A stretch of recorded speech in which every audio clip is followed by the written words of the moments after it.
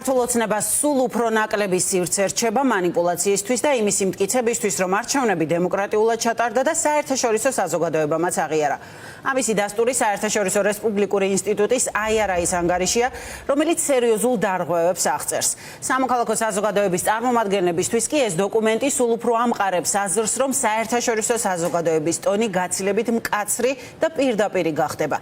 არასამთავრობოები IRI-ის ანგარიშს ადარებენ ცოტა ხნის წინ ეუთო ოდირის მიერ გამოქვეყნებულ ანგარიშს, რომლის მანდატიც ახალი არჩევნების დანიშვნისკენ მოწოდება არ არის, თუმცა მასში აღწერილი დარღვევები საზოგადოების დიდი ნაწილის შეფასებით სწორედ ახალი არჩევნების ჩატარებისთვის იძლევა საფუძველს.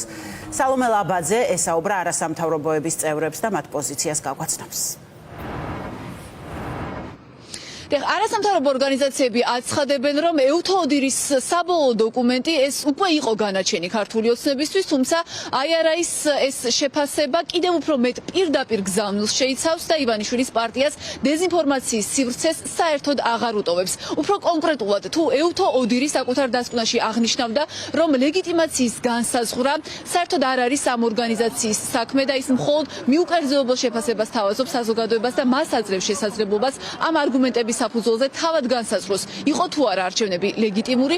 IRI პირდაპირ წერს, რომ არჩევნების ლეგიტიმაციისთვის აუცილებელი პირობაა შედეგებს ენდობოდეს საზოგადოება, ხოლო საქართველოს შემთხვევაში არათუ არ დასტურდება ის, რომ საზოგადოება ენდობა შედეგებს, არამედ 10,000-ობით მოქალაქე სწორედ ახალი არჩევნების ჩატარების მოთხოვნით უკვე სამკვირაზე მეტია თბილისის და არა მხოლოდ თბილისის ქუჩებში მშვიდობიან პროტესტს მართავს და შესაბამისად, როგორც არასამთავრობო ორგანიზაციები ამბობენ, ეუთო ოდირის ანგარიშის ამ ჩანაწერით დგინდება, რომ ეს ორგანიზაცია ლეგიტიმურად 26 ოქტომბრის არჩევნების პროცესს არ მიიჩნევს. სხვა მხრივ, IRI-ის შეფასება ეუთო ოდირის საბოლოო შეფასებას ბევრი რამით ემთხვევა, ის იმეორებს თითქმის ყველა იმ პრობლემას, რომელიც ეუთო ოდირმაც გამოავლინა, როგორც არჩევნებამდელ პერიოდში, ასევე კენჭისყრის დღეს და კენჭისყრის დღის შემდეგაც, როცა როგორც IRI-იც აღნიშნავს იმის გამო, რომ ცესკოც და სასამართლო სისტემაც ექვემდებარება ქართული ოცნების გავლენას, მოქალაქეებს საჩივრების სანდო პროცესის ფარგლებში განხილვის შესაძლებლობას კი არ მიეცათ. ეს ანგარიში არის უმძიმესი, ფაქტობრივად ანგარიშის აბსოლუტურ უმრავლესობა ეხება იმ დარღვევებს, რომელიც ამ არჩევნების მიმდინარეობის დროს იყო.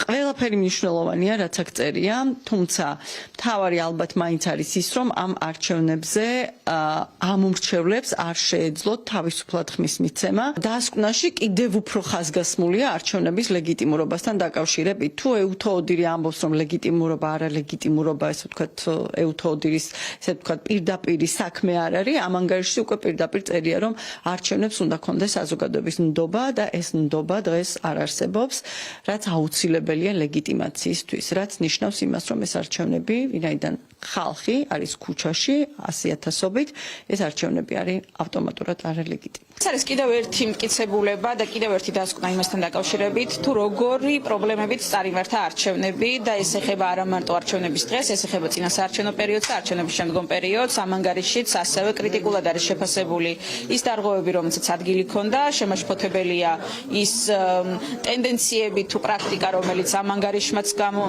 აჩვენა და ეს მიანიშნებს იმას, რომ არჩევნები ჩატარდა ფუნდამენტური უფლებების დარღვევით და კონსტიტუციური პრინციპების დარღვევით. ასეთ დროს, რა თქმა უნდა, ამ კრიზისის გადმუხტვა შეუძლია მხოლოდ იმას, რომ ჩატარდეს ახალი არჩევნები. IRI-მ გამოყო 4 კომპონენტი, რომლის გამოც მიიჩნია არსებითად ფუნდამენტურად ხარვეზიანად ეს არჩევნები.